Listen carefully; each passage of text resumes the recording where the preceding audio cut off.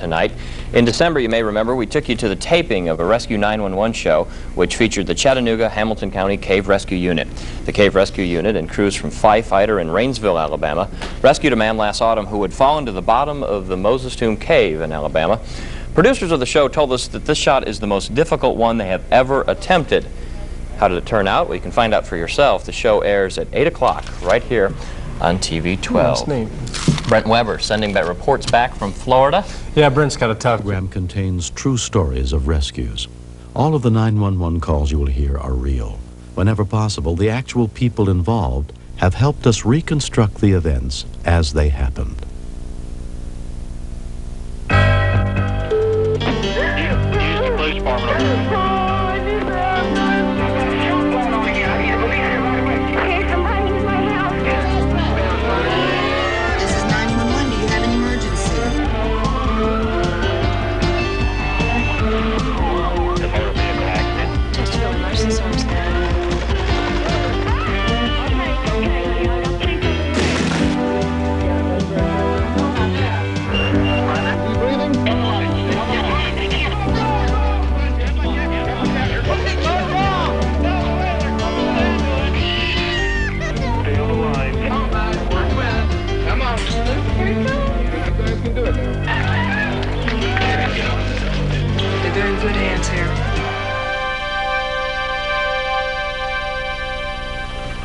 In a world of uncertainty and danger, there are times when we all take calculated risks, but sometimes we overestimate our own abilities.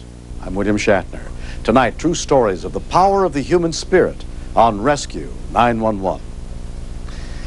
We begin in Miami, Florida, where Grant Kemmerer was outside on the patio of his apartment, tending to his favorite pets.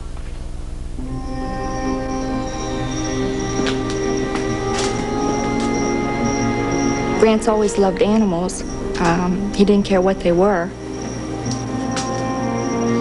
He wanted to have snakes. We allowed him to have snakes at the house, which were non-poisonous snakes.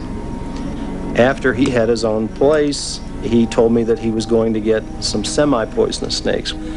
And I knew that once we had progressed to a semi-poisonous snake, that the next thing was going to be a poisonous snake. And I told him whenever he got the snakes, I said, you know, one of these days they're going to call me at work and they're going to tell me you've been bitten. And Grant's pat answer to that was, no, Mom, don't worry. Trust me, it will never happen.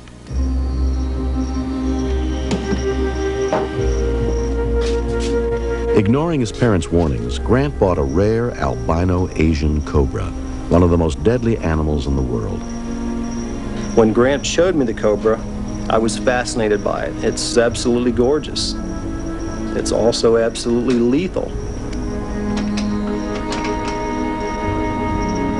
Grant said that the snake was docile, but to me the snake was very hostile. Anytime I was ever around the snake would hood and the snake would strike the front of the cage, and it would continue to strike the front of the cage until its nose was bloody. I thought, I'm going to lose my son because of this stupid snake. Shortly before midnight on November 20th, 1989, Grant went to change the cobra's water. After 4 years, he was confident he could handle the snake safely. Larry Wygand had only been Grant's roommate for a month. When he pulled out his albino snake, I noticed that it was getting close to him, but I didn't worry because I knew that he's handled it before.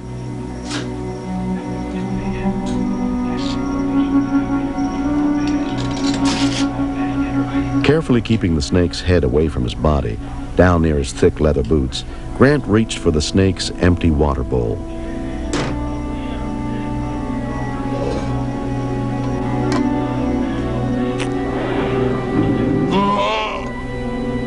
I heard him shout from the patio, and when I looked out, he was putting the albino snake back into the cage.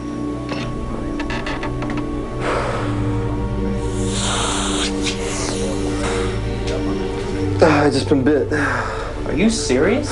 Yeah. Grant was shocked. He started to react, I think, maybe feel a little nauseous. So then he said, Larry, you know, just get me to the hospital, let's go. Without treatment, the cobra's venom could kill Grant within a few hours. When Grant started to tell me that his reaction might be a cardiac arrest, that's when I really started to worry. I was relieved to see a state trooper ahead of us.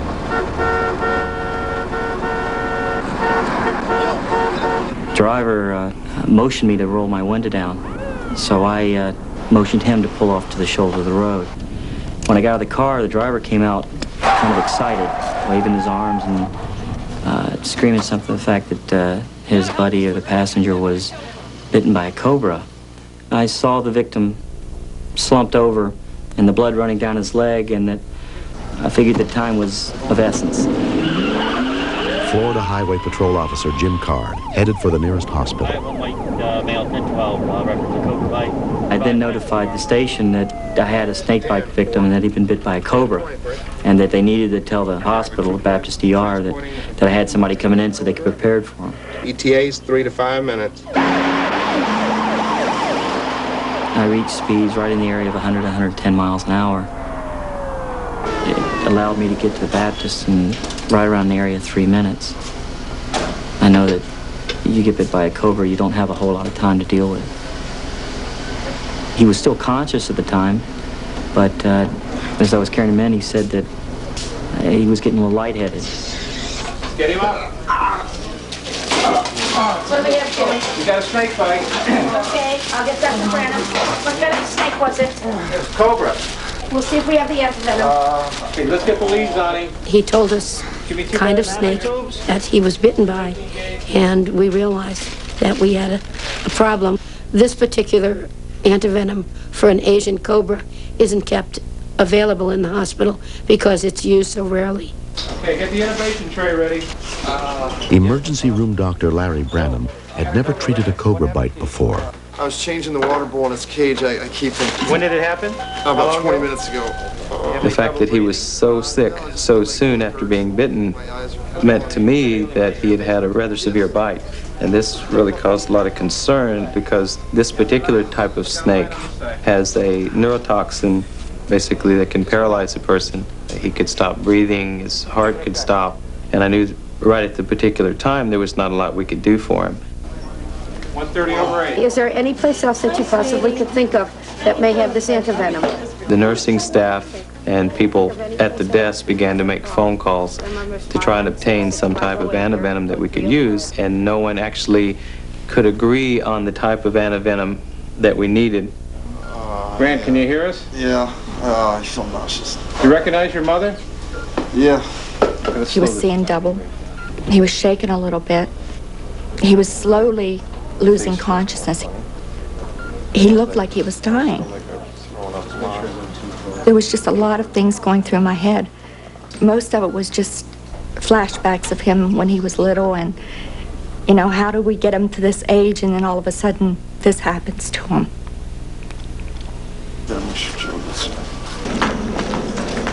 Grant asked them to contact his friend, snake expert Joe Wasilewski. Joe brought some anti-venom he thought would work to the hospital. Poor Grant must have been scared half to death just by the vibrations of everyone coming on around him. Hey, Grant, I'm here. So I went in there as calm as I can be, and I just wanted to give him some confidence, and Grant seemed relieved. I've got the serum. Everything will be fine now. My eyes are acting real funny. What That happens. It could take as little as 1 drop of cobra venom to kill a person. of everything. I've been through all that you're talking about. To see one of your friends in such a condition is scary. Okay, I'm gonna go talk to the doctor. The antivenom that he brought in was a South African cobra antivenom. The snake that had bitten Grant was an Asian cobra. If you use the wrong type of antivenom and you then wanted to re-inject him with a different type of antivenom, he may be sensitive to that and may have a full-blown allergic reaction. It'll work for that cobra, I know that. But the snake he has is an Asian cobra. With only one chance to save Grant's life with anti-venom, Dr. Branham was reluctant to use the wrong kind. I don't know, but can you go see if you can get the information? No problem. Okay. I didn't know who he was, didn't know anything about him, so I really didn't know how reputable his information might be. The trip to get the book kind of bothered me because I knew it would take an hour under normal circumstances. And from what I saw, his symptoms were going downhill fast. Stay away. Come on, honey, stay away. He Stay away. was having trouble with his breathing, he was having trouble with his speech, having trouble with seeing even. Once these types of symptoms begin, the neurotoxin can progress very rapidly, leading to anything from coma to death. It had been less than 2 hours since Grant was bitten. I was hoping for the best and expecting the worst. I was praying to God that he would pull Grant through, that he would give him a second chance, that he wouldn't take my only son away from me. Let's get another BP on him. Around 2 a.m., Joe returned with the snake book. When I showed the book to the doctor, it does say additional venoms neutralized, and it said Asian cobra, but there was an asterisk, and I never noticed the asterisk before, but the doctor sure did, and it actually said it may or may not neutralize this venom, and if it does, it may be slight. So the doctor still wasn't convinced that this was the proper serum. Joe brought in this antivenom, which I'm not sure is what we need. We really didn't have anything else effective that we could use, but I wanted it to be a decision that they were involved in, that they understood the risk, that they knew what we were doing, and I wanted their help as well. When you come right down to it, we really didn't have a choice. We had to try something. We had to do something. And Grant kept telling me, Joe knows what he's doing. So I had talked to his father, and his father went out and he went ahead and signed the papers, and they started giving them the serum. Nearly 3 hours had passed. Time was running out. It was frightening to say yes. Use this antivenom that may or may not work. I didn't know Joe. I didn't know if the anti-serum was going to work. And of course the next thought is, what if I give him this and it kills him? Come on, open your eyes. You got to stay with me when I'm putting this in you. And the antivenom didn't seem to take effect. Grant was still declining. His pulse was irregular, his fingernails were turning blue, which I was real concerned with. Come on, talk to me. Talk to me. Come on. Come on, Grant. Come on. As long as you could feel it. In a real bad cobra bite, you become euphoric, lethargic. You lay back. You don't care what's going to happen to you. You don't care if you live or die. I think we were into approximately the 5th or 6th vial before you could see things started to reverse themselves. By the time he had finished the 100 cc's of anti-venom, he was totally awake. He was still having some blurred vision, but his vital signs and things were okay. The happiest moment of the entire evening was when Grant asked for food. When he said those particular words, "I'm hungry," I thought, we got this. This is made. This is it. This is, you know, this is going to be history. And I'm sure you'll be glad to get out of here. It was really a festive time for all, because everybody knew Grant was going to make it. I think we'll all be glad to get out of here. Really? Okay. No more cobras. Remember that 6 months from now. Once I made it through all those hurdles, it was so jubilated, like no one would really be able to understand that, with maybe the exception of Joe, you know, someone that had been through a cobra bite. He knew that anguish that was going through me when I was laying there motionless on the table. He knew when I came out of that what I had gone through, and just the tremendous relief and feeling like, wow, the sun is now shining, you know, like you just come up from the bottom of the seafloor after, you know, like 100 years, and now you're seeing the sunlight for the first time. It was like that. Every animal has a little niche in the world. Now let's say we kill Joe and I have become very close, of course, through this. We work together now doing shows and lectures. I feel good every time I teach a youngster how important animals are to us. Grant still collects snakes, but none that are poisonous. He knows he can't count on being that lucky twice, and he wouldn't want to risk hurting the people who care about him. It's just something that not everybody gets to see. It's, you know, how genuine friends and family's love is for you, and you really can't understand that until you do come that close. When it's all over, you look at the things that you've done, like you growl him for not brushing his teeth or not picking up his clothes, and you think, geez, that was minor, you know. I'm just thankful he's alive. Just very thankful he's alive. Everybody look up over here. Smile, everybody. Next. On road. Those of us on top didn't really have a clear idea of what had completely happened, but we knew that there was serious trouble.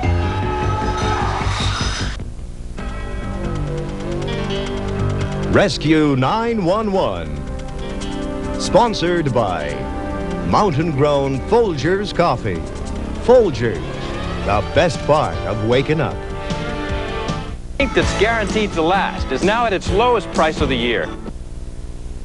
You may think it's easier to be romantic if you're a little high. It's also easier to get AIDS, because you might do things you wouldn't ordinarily do. Stay in charge of your life.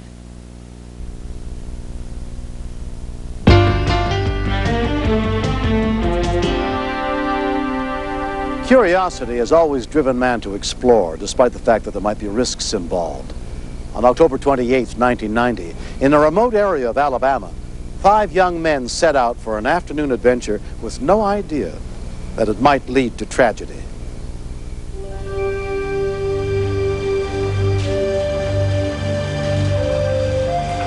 Cave rescue differs from many types of rescue in the sense that it's not an easy load and go situation. You can't simply back the ambulance up and load your patient in.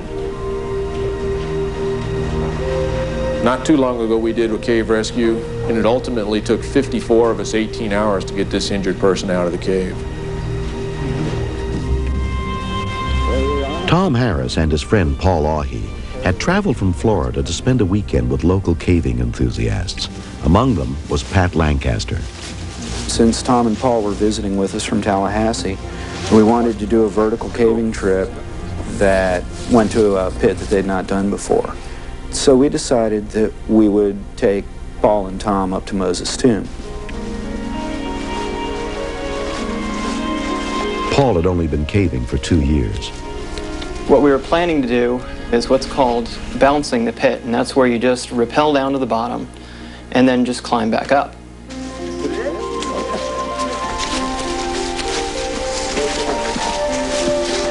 do you think? A little caving today? Pat and Art Goller had rappelled the more than 200 feet down to the bottom of Moses Tomb before. Moses Tomb has the biggest flowstone formation I've ever seen in it. It's about 150 feet tall. It's gorgeous. There's all kinds of formations on the climb up.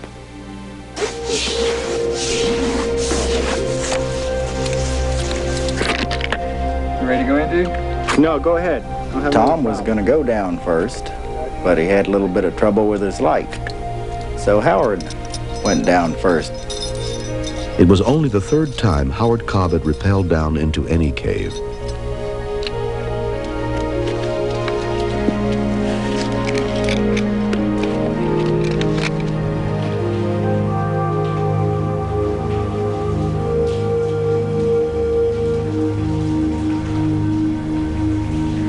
Unless you've got a car headlight on your helmet, you can't see the bottom. So the whole time you're cruising. I was doing pretty good speed down the road.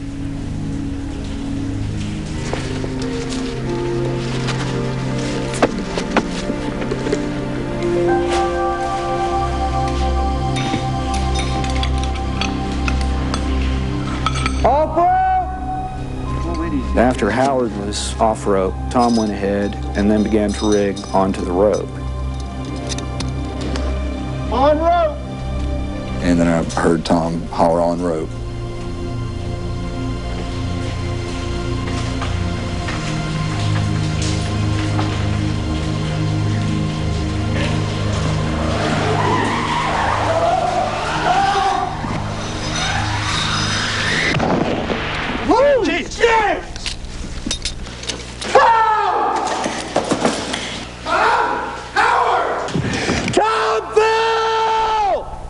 We heard someone screaming up from the bottom of the pit. Yes! After a few moments, we ascertained that it was Howard and that he was calling for help. At that time, those of us on top didn't really have a clear idea of what had completely happened, but we knew that there was serious trouble. He fell about 100 feet! Do I need to come down? Art was the person who already had his harness on and was ready to descend next. Hang on, he's on top of the rope! Howard! We're going for help. Talk to me, Tom. Talk to me, talk to me, talk to me. He was cold, and he was gasping, he was sputtering, like he was going into some type of seizure.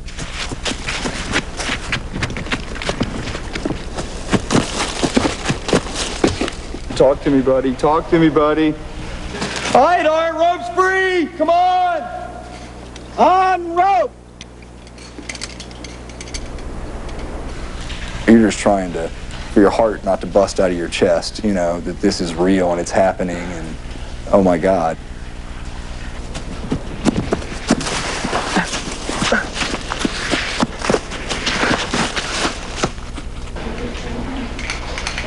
By the time Art got to the bottom of the cave, Tom had begun to regain consciousness.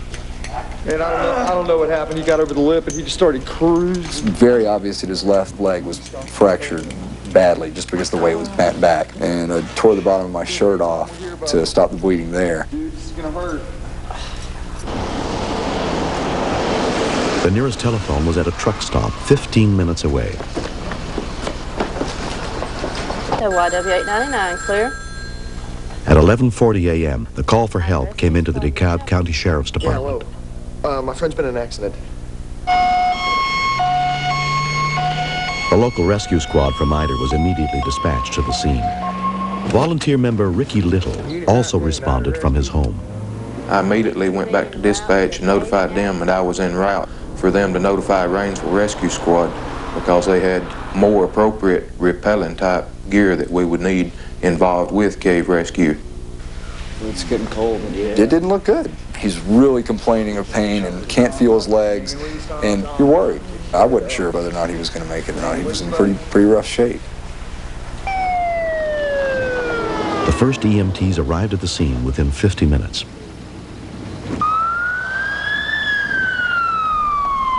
Without the rappelling gear needed to get them 230 feet down into the cave and Tom back up, they were helpless. I advised base contacted Rainsville. They are en route with repellers. Minutes later, the Rainsville Rescue Squad arrived with some ropes and rappelling equipment. Okay, we're gonna set up a LZ here in case we need to do a scene flat. We were by no means experts in the rope rescue field, and of course we didn't have any idea of how extensive the man was injured. It had been more than 2 hours since the accident. Tom's condition was continuing to deteriorate. At the top of the cave, paramedic Anthony Clifton assessed the scene.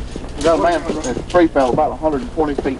You have no immediate access to a victim, particularly in a vertical cave, and realized almost immediately that it was, in fact, more than we could handle because of the depth of the cave. Anthony, being experienced in rappelling, volunteered to descend and provide the necessary emergency response for the victim. Pretty much everything we're going to need, I think. The Chattanooga-Hamilton County Cave Rescue Team was called in, but they were based 50 miles away in Tennessee. Slow!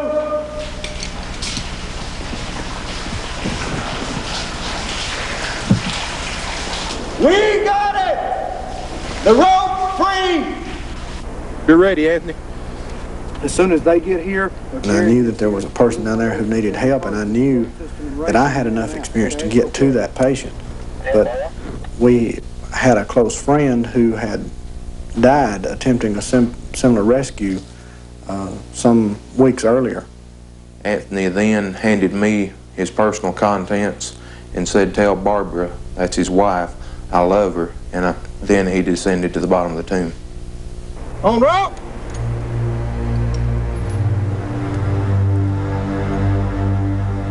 When we continued, I was down there myself, had a person who could very likely die on me, and that was a scary feeling. Come on, honey. We'll continue.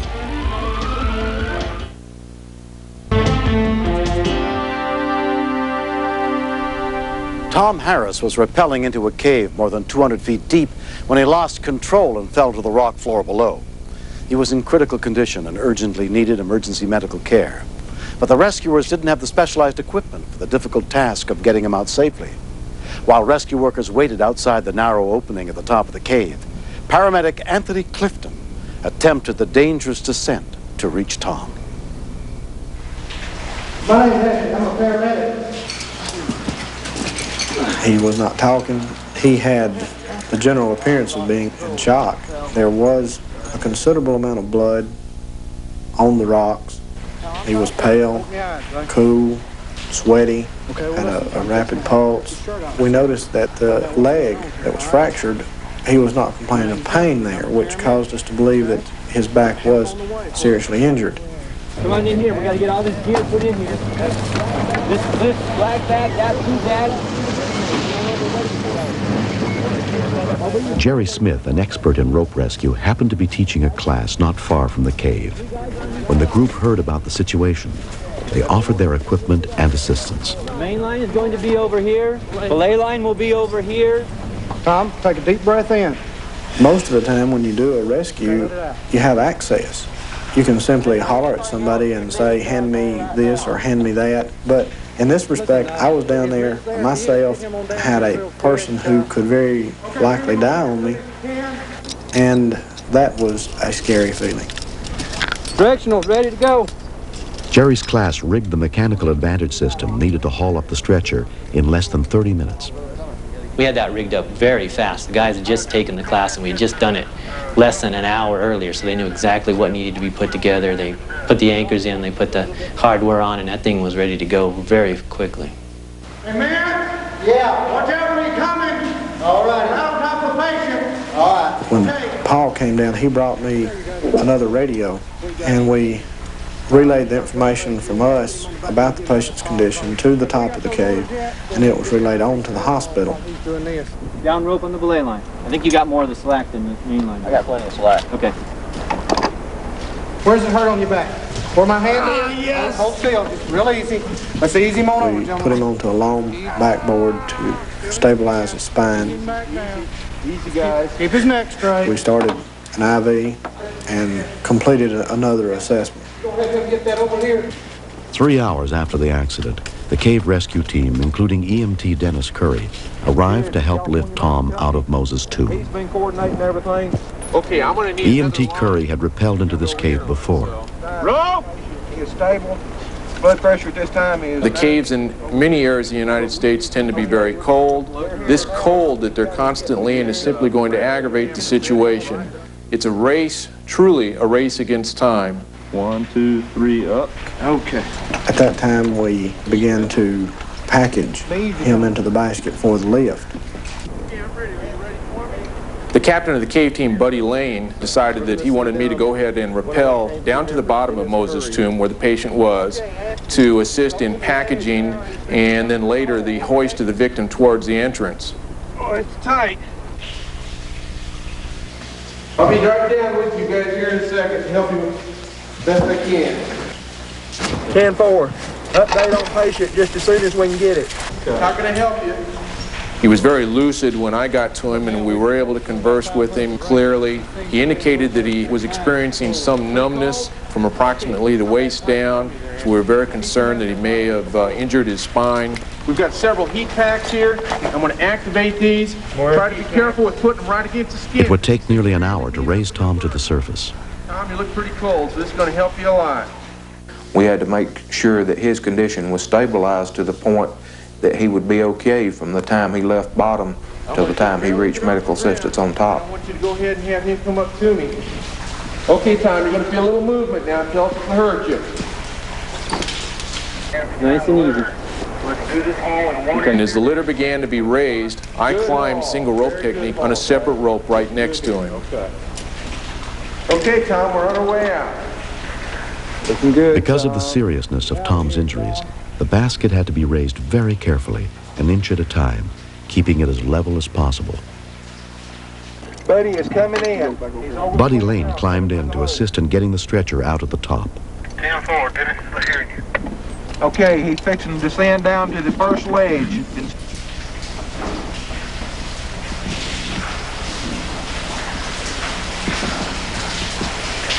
We're getting a little spin, buddy. You should be able to get it out here at the top. Dennis was real concerned about the speed of the stretcher coming up.